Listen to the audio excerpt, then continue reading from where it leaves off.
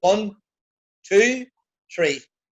Welcome to Scéalta. My name is Joe Austin, and can I remind you that Scéalta is a production of Fáilte Fierce to Hear and Fail on Fubble. My guest this evening probably is someone who we've all read about, heard about. We mightn't have had the opportunity of meeting. He's an award-winning journalist, among the many other things that he's involved in. So Barry McCaffrey, welcome to Scéalta. Thank you, Joseph. Thank you. Thanks for having us. I said I said in the introduction that you're an award-winning journalist, and of course you are. You are a rarity within journalistic circles in that you have fought campaigns which others had either had the sense or had the business acumen to stay well away from. You have worked in a variety of media outlets. You've been an Irish news journalist, North Belfast news journalist. You've been a digital journalist. You're an award-winning journalist, of course, and you are a resident of Belfast, but not from Belfast. From, I believe, County Down. Well, half of Belfast is in County Down, Joe. Well, the I mean rural County Down. Right. What's right? I mean rural County Down. No, I'm from the Four Winds, Joe. Is that where you're from, the Four Winds? Yes, yeah. Maybe it's because you're old-fashioned, but I always assumed that you were a countryman. I know the accent. No, South Belfast. I went to St Michael's Primary and then to St Patrick's over in Gilnahart. So no, Ormer Road, born and bred, like. Ormer Road and proud of it. You don't care who knows. Yeah, well, the Ormer Road, when we say the Ormer Road, it's the upper Ormer Road, so technically it goes on the Saintfield Road. But yeah, so no, that Belfast, yeah. But my mother, she's from Monaghan, from Castleblaney. My father's from Kilcoo, just outside Castlewellan. So plenty of time spent, spent in both Blaney and Kilcoo. And other family members, you have a number of sisters, I believe. I have two sisters. My older sister, Maura, she is married and lives in Dublin. And the other younger sister, Emer, she's a paramedic here in Belfast. What brought you, I suppose, what brought you to journalism? Had you always this idea that you wanted to be a journalist? Or? I'm not sure, Joe. I remember now for work experience in school, I was in the Irish News. That was 1986 or whatever, and they let me then stay on over the summer. And then I did work experience in the Irish Times as well. That was maybe the next summer, but then I ended up working on building sites in Jersey for a few years, and I eventually came back to Belfast, maybe the early 90s, and was just looking something to do at night. So I went and did a night class in Jordanstown, and at the end of the course, we're all sitting around having a cup of tea, and they were all talking about how they were going to go on and do different courses, and this was a bit of a surprise to me because I thought everybody was just going to stay on and do the next year, and so there was a girl explained that no, this course meant that you could transfer on to like a degree course. So I ended up doing Irish History and Politics in McGee, and then similarly at the end of that course, I was just going to go back to Belfast and back to the building sites or labouring with my father. And somebody, a girl said, Roisin said, oh no, I'm going to do this journalist course. And I thought, well, geez, that sounds interesting. Maybe I'll do the same. And ended up doing a course at Biffy over at Rupert Stanley, and just fell into journalism that way. And one of your postings, I don't know about your earliest posting, was that with the Down Democrat? With it, yeah. So you're well researched. That was my first work. The journalism course sent you to on a placement, and that was with the Down Democrat. That was in 97, maybe 97, I think.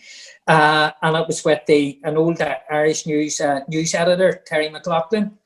And Terry's reasoning was he just kept you on.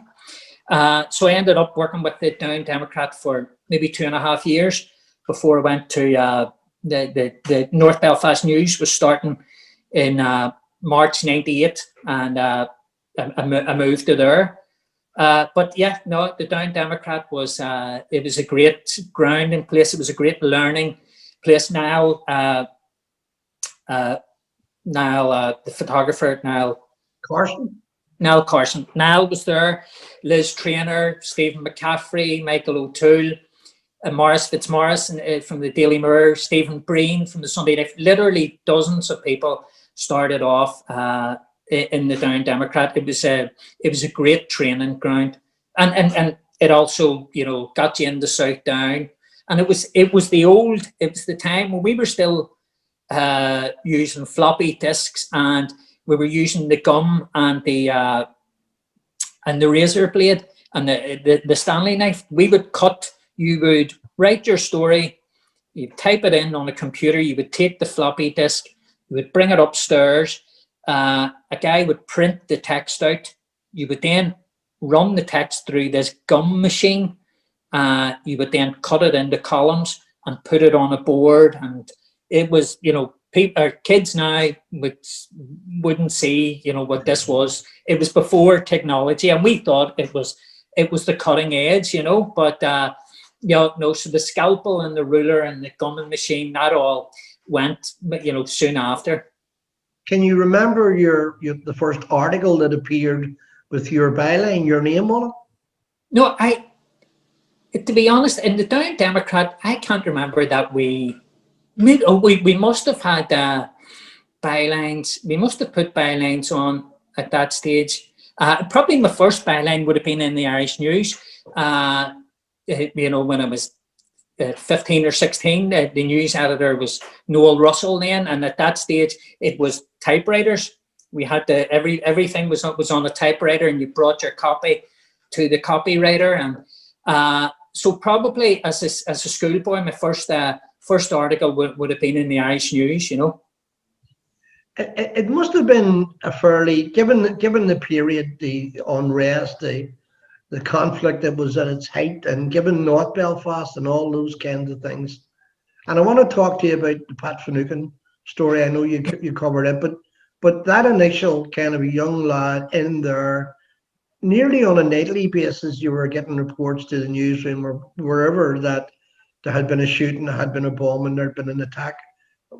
How did your parents think of you? Have you been in the middle of all that? Were they fearful of you? They, to be honest, we probably never really spoke about it. My father was a woodwork teacher in St. Gabriel's in Ardoyne. So he'd been through, you know, all of that from the late 60s on. My mother was a nurse. So she'd seen, you know, my mother was nursing in the Crumlin Road Hospital, and the Mater on the Crumlin Road, and then the Royal and everywhere else. They both, you know, been through the conflict like everybody else.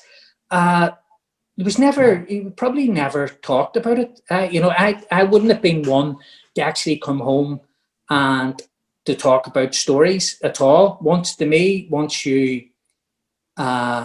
you left the newsroom, you didn't talk about it, and plus you didn't actually talk about other people's you know, private you know, feelings. You know, if you went out and interviewed a family who'd lost a loved one or whatever the situation was, you know, there's this sort of unwritten rule that you don't you know, you don't go and tell, you know, the things that went on off camera or the things that were said. You know, that's there's, you know, a good journalist, the integrity is, you know, you respect people's privacy, or you respect, you know, the people's private feelings are their private feelings.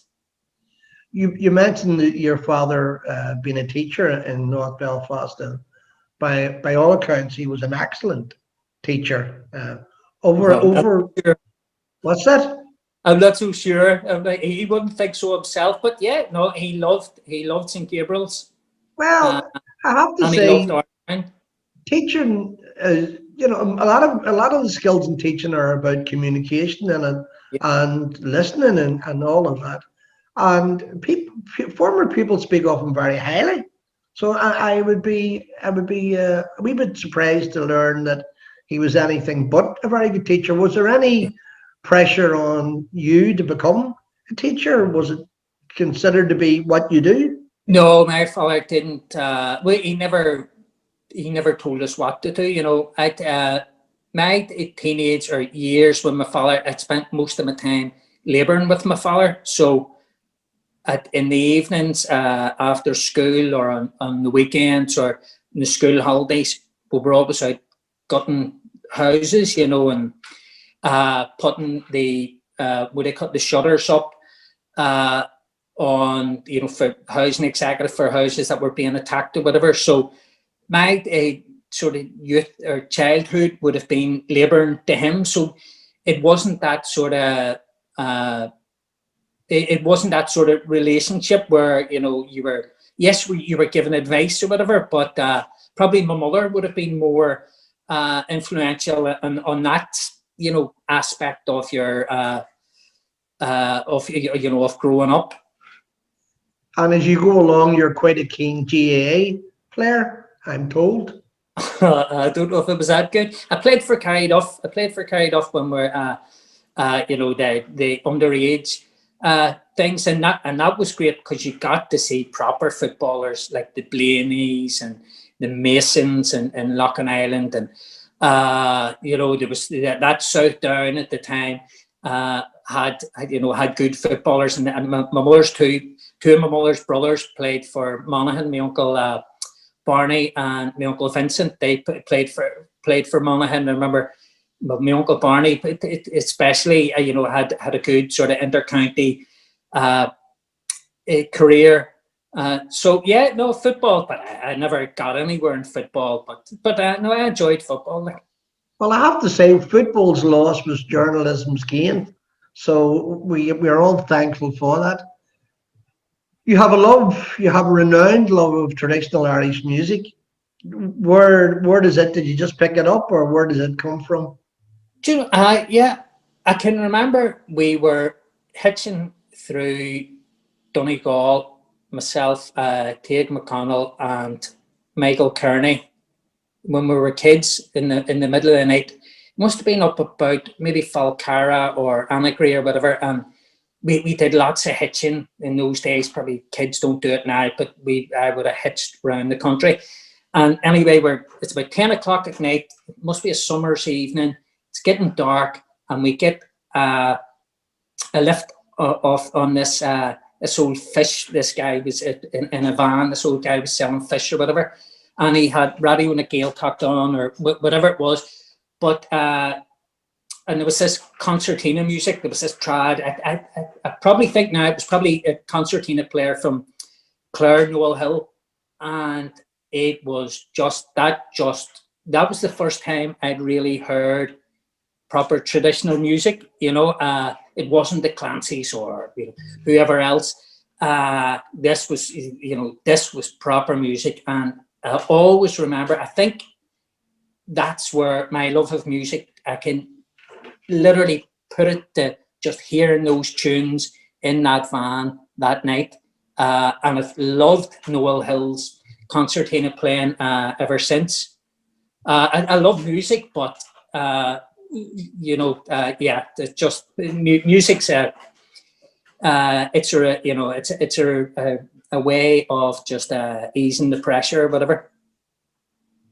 And speaking of pressure, of course, if anybody had seen you on television coming out of the court last week, a very angry Barry McCaffrey, and I'm going to come to No Stone Unturned in a moment, but they'll be amazed, Barry, as I was, although I have seen you a wee while back, of, if you don't mind me saying this, yeah, the tremendous weight loss. You know, you must have lost, as I need to loss, you must have lost stones in weight. I lost that wasn't because of the court case. That was No.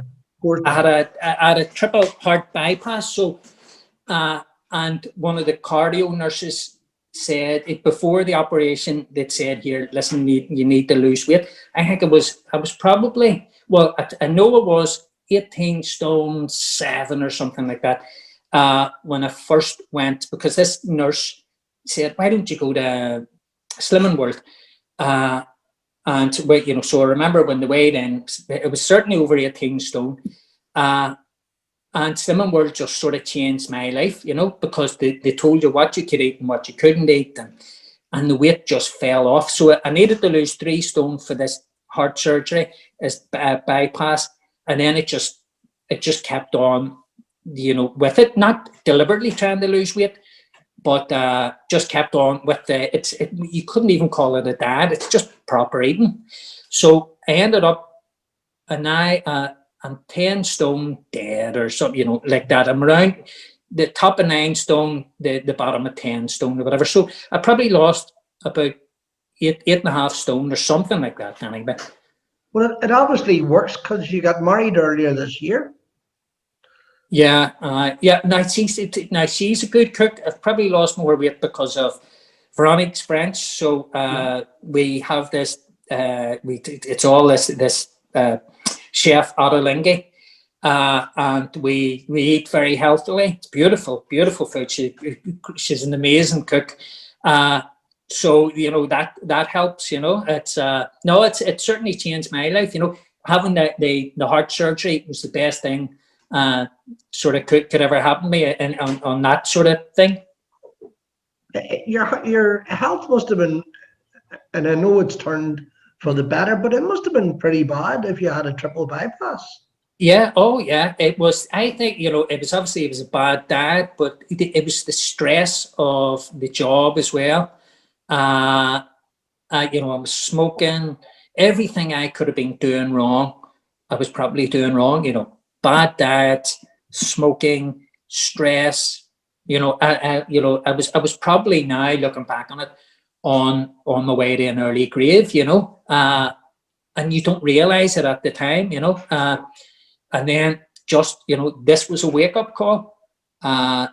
You start to get pain. I was getting a burning sensation in the throat and thought it was just indigestion, but it was getting worse and worse.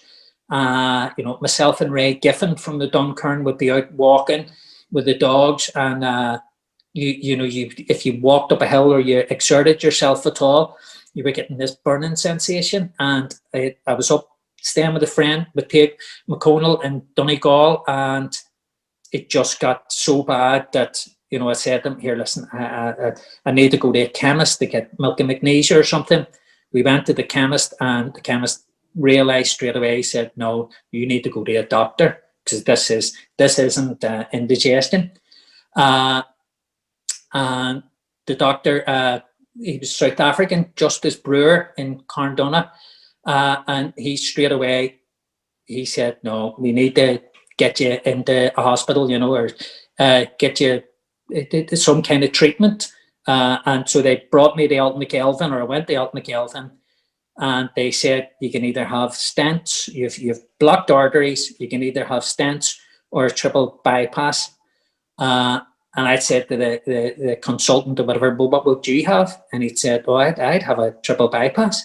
I said, "Right, well, that's fine. I'll go with that then." And Tig's wife, Trina, came in that evening and says, "Well, what's happening?" I says, "Oh, I'm getting a triple bypass." And she goes, "Right, you're taking that very well." And I goes, "Trina, what are you talking about? They just shoot it up your arm. It's just a wee vein thing." She goes, No, you haven't read the leaflet. We'll break you open, but by that stage it was too late. I'd already told the consultant, but it was the best thing ever happened to me. It was in the Royal. It took a year to get it, but went to the Royal, and my consultant was a man, Mr. Rob, and he was brilliant, and the nurses were brilliant, and it was the best thing ever happened to me. Tell me, and tell for all of us who are listening, France meets the Four Winds, Veronica. How did that geographical unity come about? Not like this, yeah. And so we met in the Duncairn, and yeah, and at the start, she didn't want to know me, Joe. She didn't want to know me. But then we ended up. I don't think we should be talking about this, Joseph. We ended up, ended up in a relationship, and we've been together nearly 2 years or whatever. Very good. And congratulations, by the way.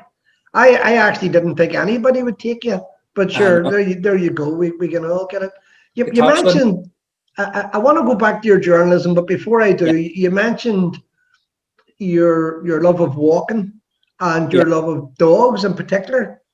But you don't always have great luck with dogs, do you? Joe, I don't know who's been giving you information. I've always loved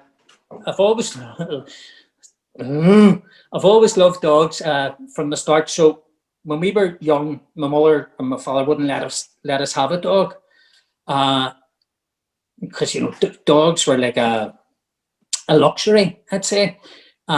Anyway, we weren't allowed one, or I wasn't allowed one. So there was a woman round in the next street, Mrs. Ryan, and she bred Cocker Spaniels. So she'd always had 6 or 8 dogs at a time.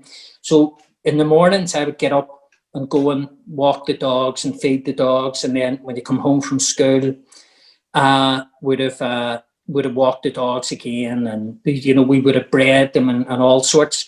And then eventually, my mother said that the guy across the road, Gabriel McCaffrey, who's the same name as my father, he hunted and he had setters, and Gaby says, right, we'll get a dog together. And we went to Ballynahinch and we got this red setter pup. It was on the day of Paisley's, the Great Ulster, the strike.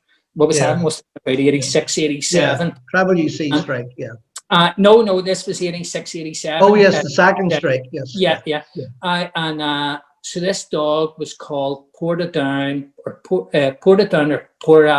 Avon, something like that, Orange Man.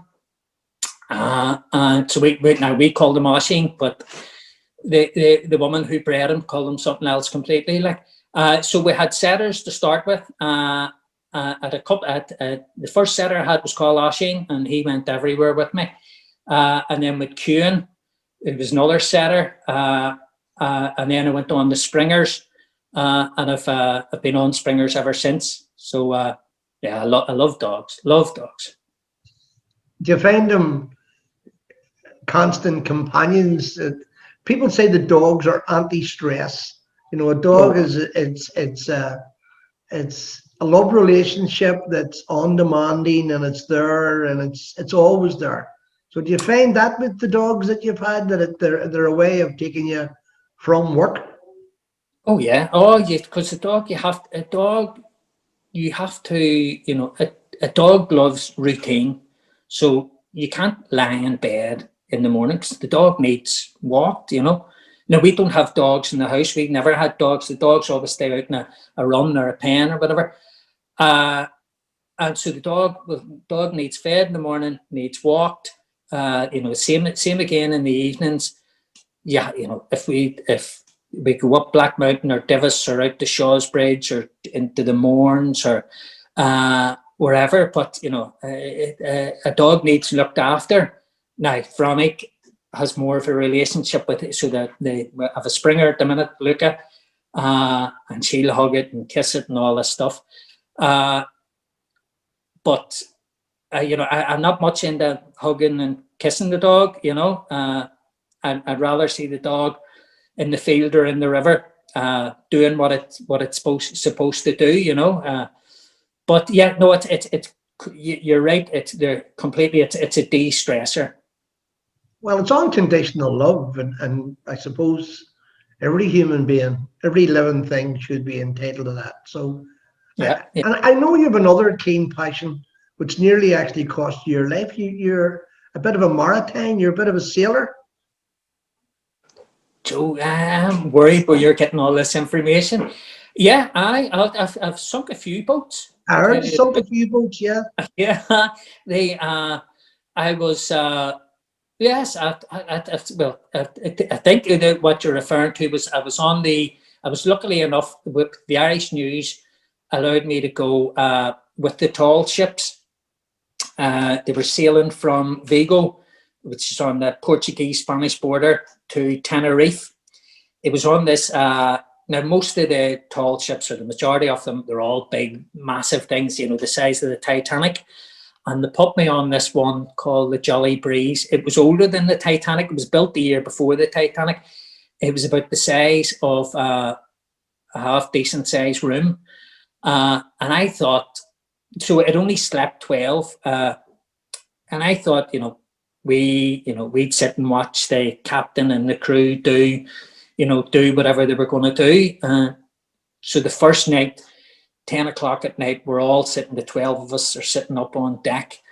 And the captain, he's telling, and there's no engine. Well, there is an engine, but you're not allowed to use it.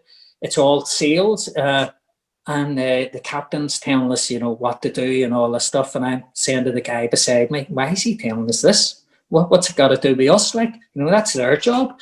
We're here to, sun ourselves. And the guy, Ian, I remember, God rest him, he's dead now. Ian says to me, you don't know what you're here for, do you?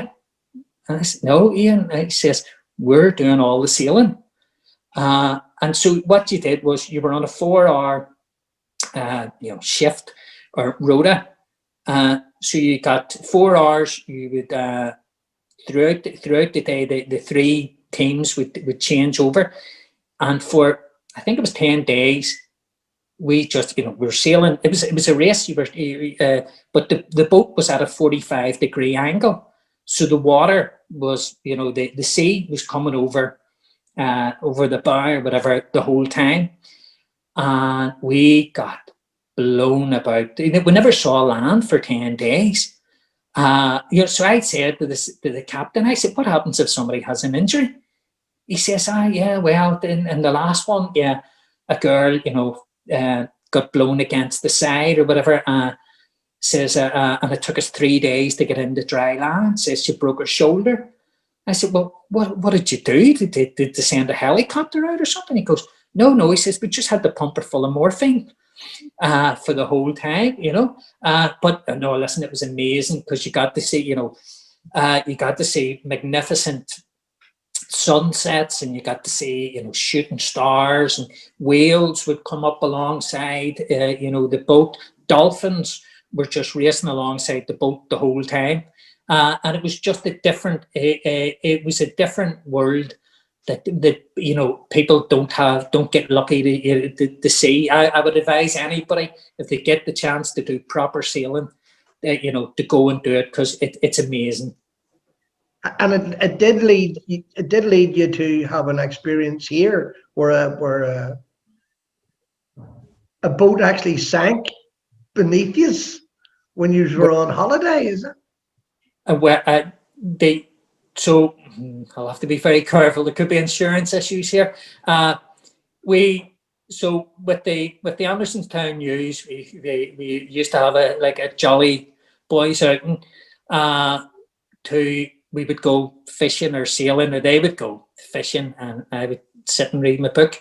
And we got this boat, which slept 10. Where was this, Barry? What part of the world was this? This was on Lough Erne. Yeah. So the first, I don't know if we should be saying this, talking about this. The first disaster was we were going through under this bridge, and we decided that, right, we'll take it slow, and but we went so slow that the boat ended up getting caught at the side of into the side of the bridge. So somebody said, throw it into reverse, and we'll reverse out and we'll go back in again.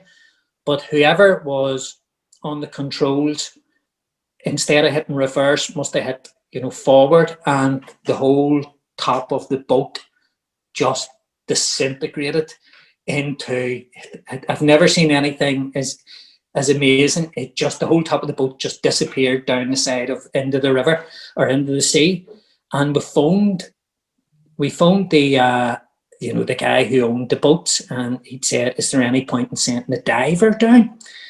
And John Martin, the sports reporter, said, well, unless he's bringing a Hoover with him, no, because the whole thing had just that was no. Maybe I should stay on dry land from now on. I think that's why some of your best friends call you Pugwash McCaffrey. It's just that you don't really have you don't really have a great record of being a seaman. No. I would say yes. I would say no. I've got lost at sea all over the world, Joe. I was in Norway. I got lost at sea. It was Greece. There were problems as well. So maybe I'll stay on the mountain. I think that's probably a hint, Barry. Not that I would tell you what to do, but if everywhere you go you have a nautical disaster, stay in dry land. I think that's the best advice. I want to return, because obviously I want to talk about no stone unturned, but I want to return briefly to, I mentioned maybe in flippantly that you're an award-winning journalist. I mean, these are prestigious awards. These are like Justice Awards for your expose of prison and prison-related issues. How does it feel? How does it feel to be slaving away day after day, probably getting little or no recognition, and then bang, you have an award? Not one award, but a number of awards. To tell you the truth, I never went in for competitions, and in fact, it's the Irish News will tell you where I refused to have my stuff put in for for competitions for journalistic stuff, because I saw it as that you're not in it to win prizes. You're not in it for yourself. So there was for my whole time in the Irish News, which was 10 years, it was a sore point with the editors. So in, I think it's 2013, I was awarded the Attorney General's Justice Media Award. Yeah. Now that became a surprise to me because I never entered. So when they sent me, notification to say you've won this award, I goes, well, that's funny because I never put anything in, and it was my editor at the time, Ruth O'Reilly, who put this story in on my behalf, which at the time was probably a bit annoyed about, or not annoyed about, but that was that was good. The most, for me, the best, or not the best thing, but the most rewarding thing is it's not awards, because that's not what you're in it for, but it's when you know that you've made a difference to somebody's situation. So that story, or that series of stories, that the Attorney General's Justice thing, that was about a series of articles where in Hydebank they had been, particularly one young fella, they'd been locking him up for weeks at a time. So he'd been in solitary for weeks and weeks at a time. Now, the story didn't start out about him or even about young prisoners or about Hydebank. The story had started out about Marion Price. Marion Price had been held in solitary, I think, in the women's section of Hydebank. So I had put in these FOIs, these Freedom of Information requests, to find out about just the use of solitary confinement, which I thought was all going to be about either Marion Price or about McCaffrey. But when we got all the statistics back, we saw that it was young prisoners were twice as likely or 3 times as likely to be held in solitary as the male or female adults. And there was no reason for it. The more that we dug into it, and we got the expertise of Phil Scraton from Queen's, who does lots of work in the prison, and we found that there was this practice of and in particular to one young prisoner, they had just locked him up for weeks at a time. So every time they would lock him up he would get a solitary confinement for, I think they were only allowed to keep him for 7 days at a time. They were actually keeping him in there for 2 weeks at a time. They were letting him out after 2 weeks for like 4 or 5 hours, and then they were just locking him back up again. And this was going on for months. This lasted for, if I remember rightly, probably about 2 years. And we found out about this, and we wrote about this. And this young guy, his circumstances were he had a terrible life as a young individual, and we interviewed his father. We couldn't go in and interview him, and they just by chance the new governor, or the new governor over all the prisons at the time had just taken up office, and we went and we interviewed her, and this was her first day in office, and I don't think she realized, or how could she? We had an issue we wanted to speak to her about, and we brought this up to her, and it was on camera, and we said, "Why are you locking up young prisoners? Why are you breaking the law? Why are you breaking these rules?" And you could see she was visibly shocked. First of all, that she didn't know about the particular case itself, but then she knew there was something wrong, and she gave a commitment that day that, on camera, this will stop. When I find out what's happening here, I'll put a stop to it. And to be fair to her, she did. And to me, if there's one story that that you're proud of, that you feel that you've done your job correctly, it's that. That's when you make a difference and you change the system, or you make a difference to one guy's life. You get him out of solitary.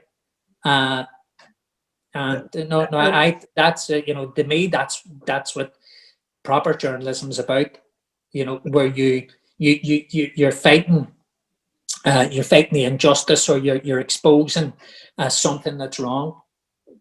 But it's also fair to say that you went on to change that regime's temptation of simply locking people away. That there was an administrative, at least there was allegedly an administrative change. So the practice actually stopped, we are told. Yeah. So it had more than the effect of that one person. You went on then to win the Digital Journalist of the Year. Yeah.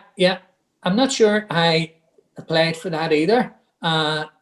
I'm not sure. Yeah, that was when I was with the Detail, and Catherine Torney was the editor. And yeah, again, listen, it's like, you like football, you like fishing.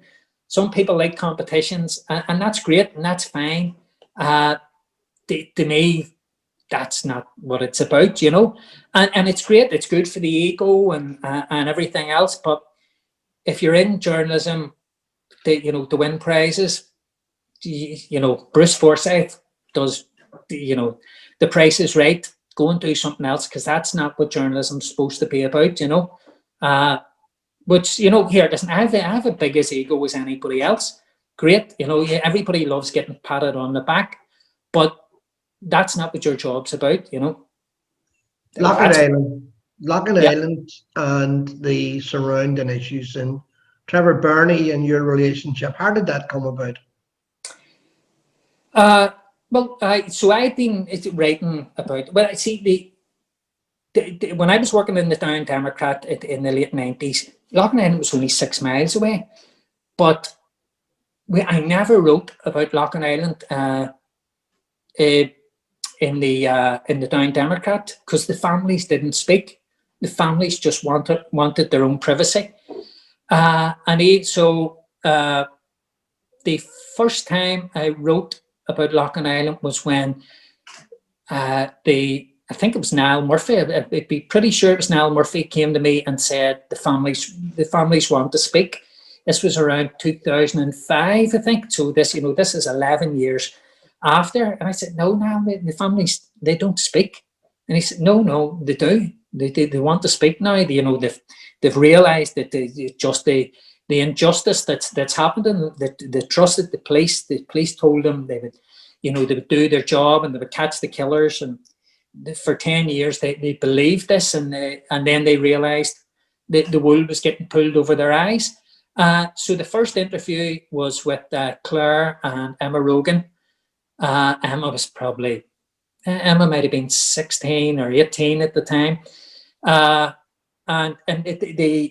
the Rogans were family friends. So Emma's aunt and uncle would be friends of my parents. So we knew each other, through family circles, whatever. So that's probably the unwritten rule within journalism: never do something, never shit on your own doorstep, because if you do a story that your family don't like, or your extended family circle, you'll hear about it forever. But so the relationship and the Logan Island story, for my part of it, started from there. And for the next 5-6 years, I was writing almost constantly, or involved in the Irish news. And Noel Doran, the editor, was very brave and very supportive. And so we went after some of the policemen and who had done wrong. And Noel, lawyers would have told them, don't follow this story. You're going to drag us into a legal minefield. And to be fair to Noel, Noel showed the journalistic courage, and the sort of mettle of the man, by, if there was a story and if there was an angle that he felt the public needed to know, that's where we went. And Noel allowed us to do that, and protected us. And then when I left the Irish News to join the Detail, the online website, in 2011, and the Logan Island came with me, or my interest continued, and the families had gone to Spotlight and the BBC to get a documentary, or they'd get their stories out on a wider scale. Mike Ritchie from Relatives for Justice had said to them, you need to get this story out there. People need to know the collusion. And for whatever reason, they couldn't get a documentary made. They couldn't get anybody interested in it.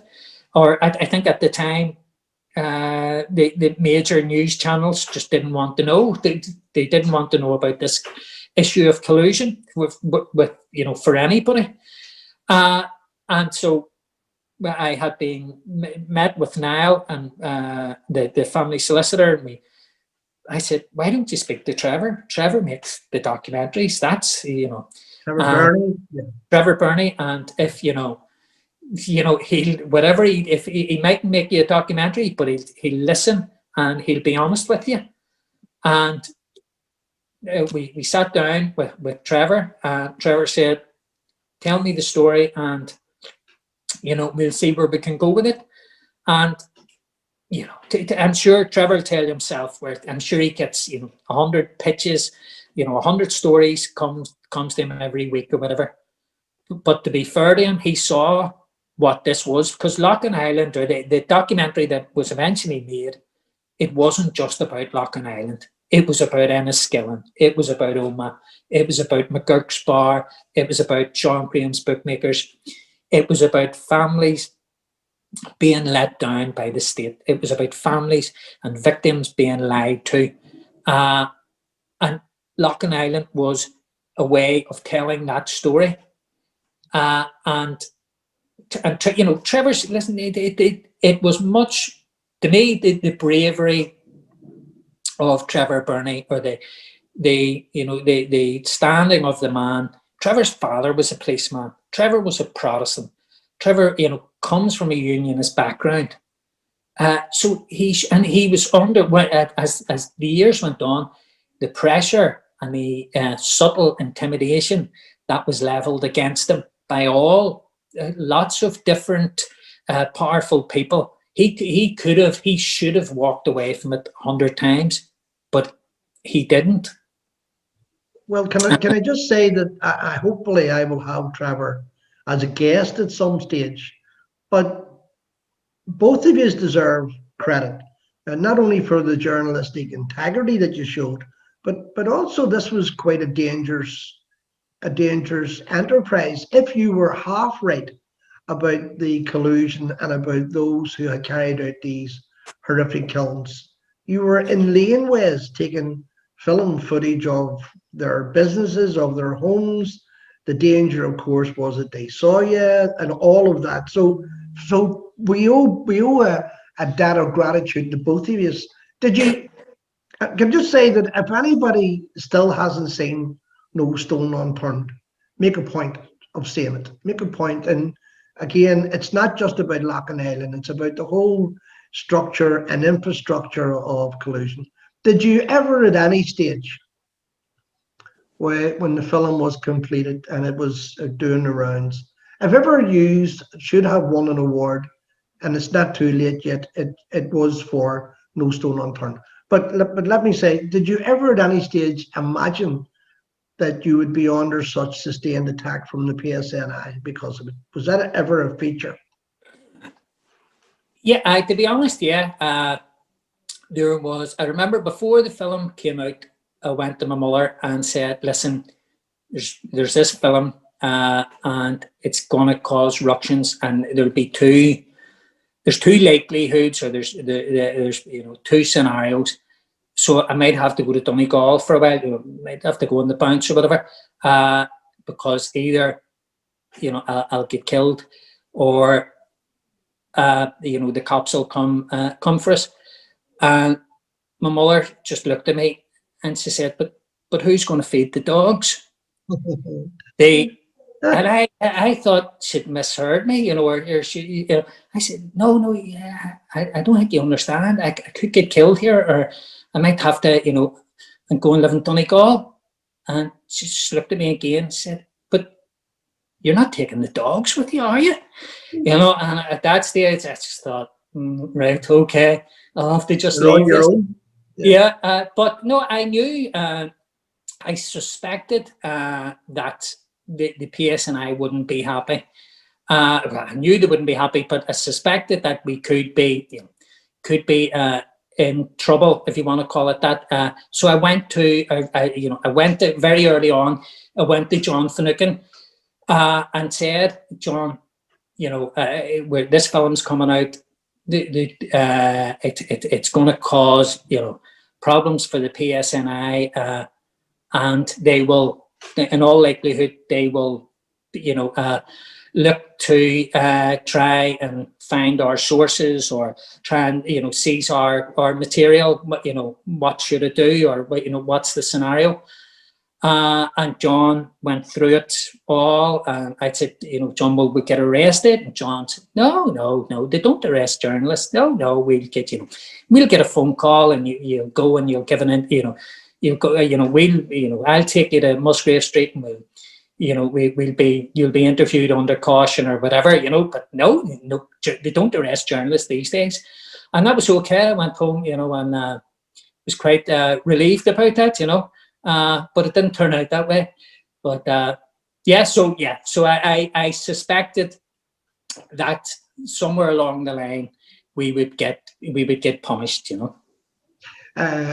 A Belfast news paper this last couple of days have have created an article about your arrest and the subsequent so-called investigation, and they reckon it's gone to the cost of £2 million. 100 PSNI officers involved in the investigation as to how the documentary was made, and what the sources of it are, and what the sources that you used were. I suspect more money has been used recently on that investigation, and more police officers been used on that investigation, than there is or was on the investigation into the actual murders.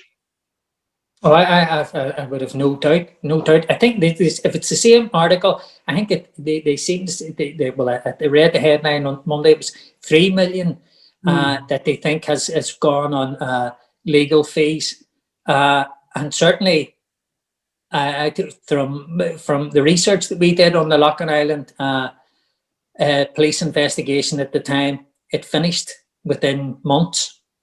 So they won't have spent. They certainly won't have spent anywhere near £3 million on it.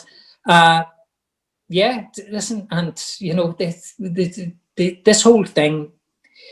In the normal journalistic, if this was in London or Dublin or anywhere else in the world, what they would have done if the authorities felt that a journalist or whoever had a document or information belonging to the state and they wanted it back, the normal procedure is they go to court and they seek a thing called a production order. And you're served with the production order, and then you go to court and you argue to the judge.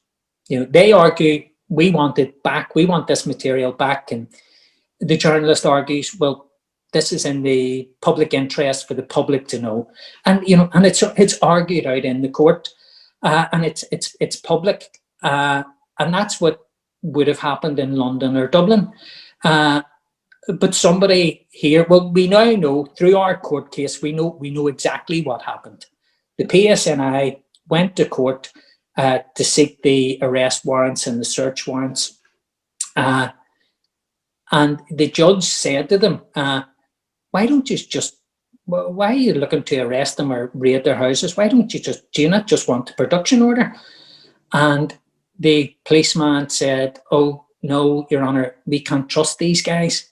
These are two dodgy guys, and we need to arrest them. And the judge said, well, is this really a case of shooting two crows in a field so that no more crows come into the field? And the PSNI's legal representative in that case, we know because we have the transcript of the hearing, said, yeah, that's what it's about. So that's what the whole case against us wasn't necessarily about us, but it was to create that chill factor to the whole of journalism, to Chris Moore, to Alison Morris, to Conla, to Sam McBride.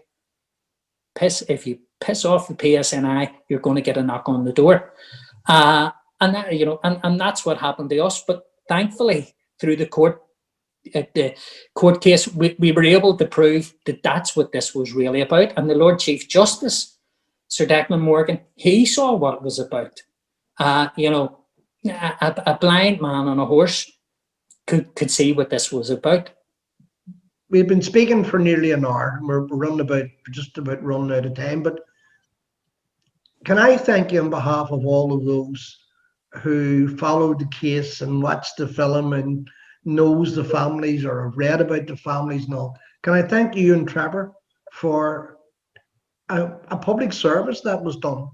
And I suspect we haven't heard the last of that yet. I want to turn briefly to, we talked about the loves of your life. We talked about your dogs and Veronica. We talked about your love of sailing, although sailing's not that fond of you. No. Can we finish off by just talking about something that takes up lots and lots of your time, but gives you tremendous pleasure? Your car. Oh, now you're talking. Right, so I have a Morris Minor Traveller, 1962. So I love that car. It's not on the road at the minute, but it will be once we get COVID out of the way. So that car, no matter where I go, the car's in the film as well. I couldn't change a wheel and change a tire or spark plugs or anything. But I love that car, and everybody loves it when you're out and about in it with the dog in the back and the nieces and the nephews. You come back to, from the shops or whatever, and somebody will be standing at it, or people will come up. But if you're stopped at the lights, people will be tooting the horn, and that car brings great Sophia, it's called Sophia. It brings great, great happiness, you know. Well, I suspect that when people watch this conversation that we're having, they'll have the same smile as they do when they see the car. So for being my guest, for entertaining us for an hour that passed off like that. Didn't it, For Joe, not- here? For not drowning at sea, but for nearly drowning others, can I thank you for being our guest? Joe, thank you, you. Barry. Thanks very much, Joe. That was great.